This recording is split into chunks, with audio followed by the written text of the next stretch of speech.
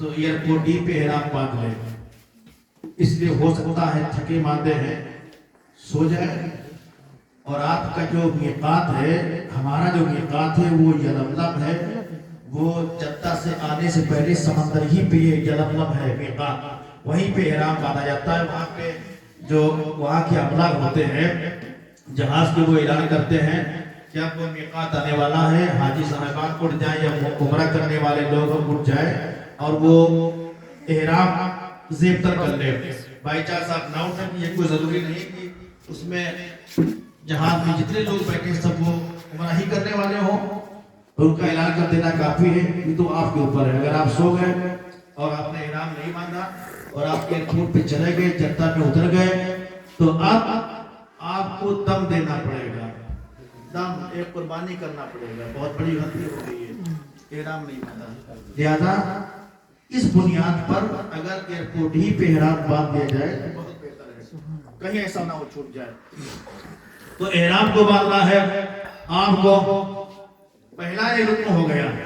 اس کے بعد میں آپ وہاں اتریں گے, جدہ اتریں گے, وہاں پہ جو ایجنٹ وغیرہ ہیں یہ سب تمہارا پہچان لیے ہوں گے, ان کے پاس شناخت ہوگی, سب کا کنٹیکٹ ہوتا ہے, تعلق ہوتا ہے, تمہیں بس پہ بٹھائیں گے.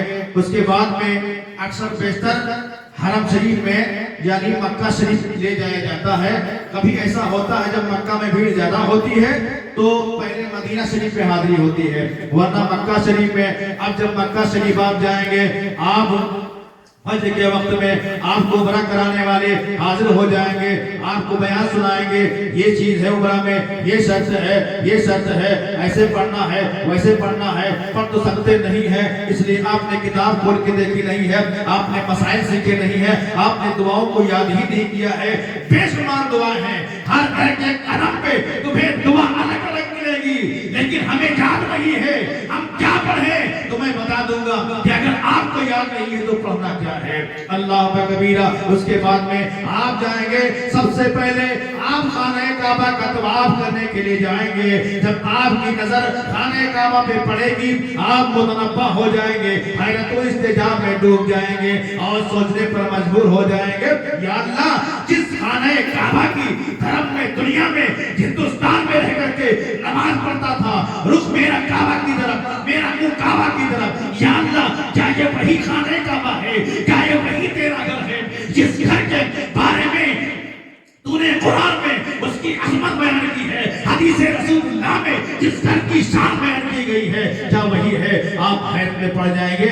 میرے محترم حضرات, اس وقت کیا کیا جائے؟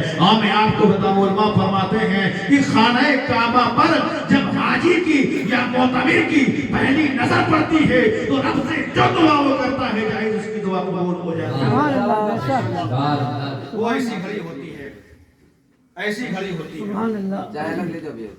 ہمارے استاد گرامی علامہ مفتی شبیر حسن علی رحمۃ اللہ نے یہ بیان کیا, تو میں نے پوچھا کون سی دعا کی جائے وہاں پہ جا کر کے, تو بولے بیٹا کچھ لوگ دعا کرتے ہیں کہ میں صاحب ثروت ہو جاؤں, کوئی کہتا ہے میرا مکان بن جائے, حویلی بن جائے, کوئی کہتا ہے گاؤں کا مکھیا بن جاؤں, کوئی کہتا ہے میرے اولاد ہو جائے, کوئی یہ چاہتا ہے, کوئی وہ چاہتا ہے. میں کہا پھر دعا اصل میں کیا کی جائے؟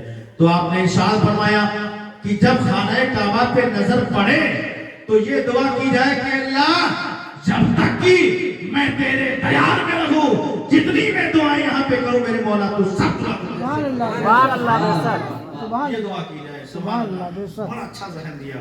اللہ اب اس کے بعد میں آپ جیسے دیکھیں گے تو وہیں ٹھہر جائیں گے, نگاہ کڑی رہے گی خانہ کعبہ. پھر آپ کو خانہ کعبہ کے پاس جانا ہے, 7 شوط کرنا ہے, 7 چکر, 7 پھیرے لگانا ہے. لیکن یہ حجر اسود کے پاس سے آپ کو شروعات کرنا ہے. اسے طواف کہتے ہیں. عربی میں طواف کے معنی گھومنے کے ہوتے ہیں, پھیرا لگانے کے معنی میں ہوتے ہیں, چکر لگانے کے معنی میں ہوتے ہیں. اب خانہ کعبہ کا آپ 7 مرتبہ چکر لگائیں گے, لیکن یاد رہے ہر ایک کی دعائیں الگ الگ ہیں, ہر ہر چکر کی دعائیں الگ ہیں، میزاب رحمت کے پاس جائیں تو دعا الگ ہے، مقام ابراہیم کے پاس جائیں تو دعا الگ ہے، اور رکن شامی کی جانب جائیں تو دعا الگ ہے، رکن یمانی کی جانب جائیں تو دعا الگ ہے، مقام ملتزم کے پاس جائیں تو دعا الگ ہے، لیکن دعائیں یہ یاد نہیں ہوتی ہیں 100 میں 95 لوگوں کو۔ اس لیے بہتر یہ ہے کہ جب آپ چکر لگا رہے ہو تو یہ پڑھ رہے ہو ربنا آتنا فی الدنیا حسنہ، اس لیے یہ نماز پڑھتی ہے تو یادی ہے ربنا آتنا فی الدنیا حسنہ وفی الآخرۃ حسنہ وقنا عذاب النار۔ یا کسی ایسے کے ساتھ میں آپ طواف کرنے لگے جو عالم دین ہو، وہ معلوم ہو جائے گا آپ کوئی عالم دین ہے کہ نہیں، فوراً جان جائیں گے آپ اس کے اطوار سے، اس کی وضاحت سے آپ جائیں گے، اس عالم دین کے پیچھے لگ جائیں۔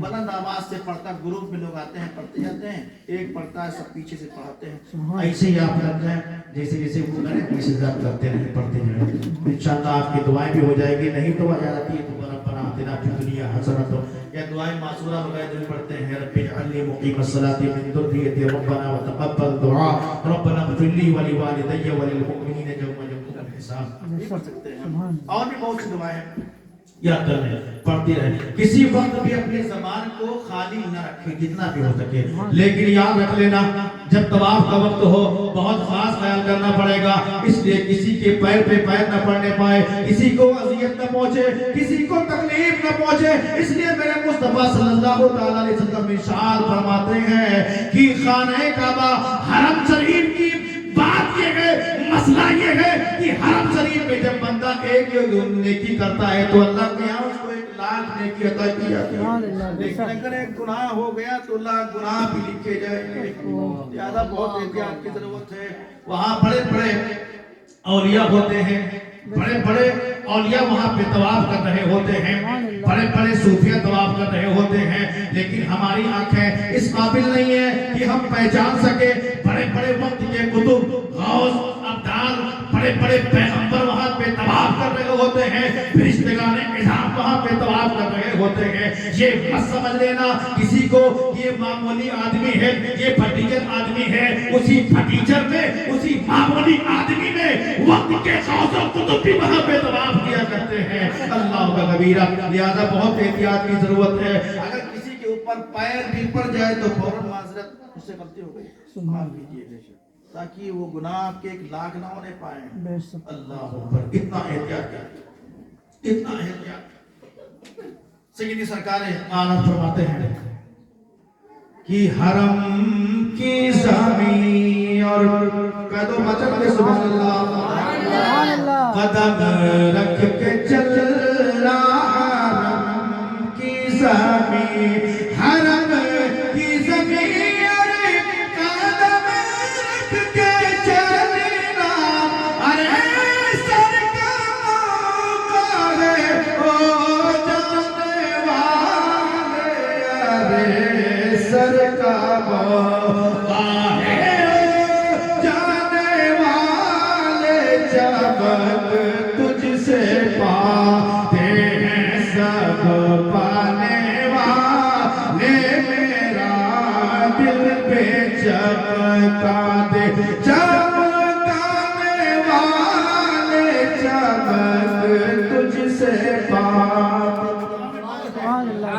ہمیں سر کا موقع، ارے سر کا موقع ہو جانے جانے، تم پیر کے بل چل رہے ہو، یہ تو مقام سر کے بل چل رہے ہیں۔ اللہ اکبر، 7 پھیرے لگانا ہے الحمدللہ، اور یہ پھیرے نہایت اطمینان کے ساتھ اپنے دل و دماغ کو حاضر کر کے، اپنی نگاہوں کو بست کر کے، اللہ اکبر، یہ حکم ہے کہ جب کوئی احرام باندھ لے سمجھ لے میرا آخری ہے، یہ سمجھ لے میرا آخری لباس ہی ہے، اللہ اکبر۔ اس کے بعد میں حجر اسود کا بوسہ بھی لیا جاتا ہے، لیکن بوسہ لینا بہت مشکل مقام ہے، بھیڑ بہت ہوتی ہے۔ یہ حجر اسود کیا ہے؟ عربی میں حجر کے معنی ہوتے ہیں پتھر کے، اسود کے معنی کالے کے ہوتے ہیں، کالا پتھر۔ یہ جنت سے ایک پتھر آیا جو بالکل سفید صاف و شفاف تھا، بنی آدم کے گناہوں کو چوستا چوستا چوستا چوستا یہ کالا ہو گیا ہے، اللہ رب نے اس کے اندر ایک مقناطیسی کیفیت عطا کی ہے، جس طریقے سے ایک چمک ہو اور ایک لوہا ہو، چمک کو رکھا جائے، لوہے کو یہاں سے گزار دیا جائے، ایسے سے کیا جائے، وہ چمک ہلتا ہے، یعنی گویا اپنے اندر اس کے اندر صلاحیت یہ ہے کھینچنے کی، مادہ صلاحیت اس کے اندر پیدا ہے، مقناطیسی کیفیت اس کے اندر ہے۔ جب بندہ گزرتا ہے، جب بندہ گزرتا ہے اللہ کا، تو وہ حجر اسود اس بندے کے گناہوں کو اپنے اندر لے لیتا ہے۔ سبحان اللہ۔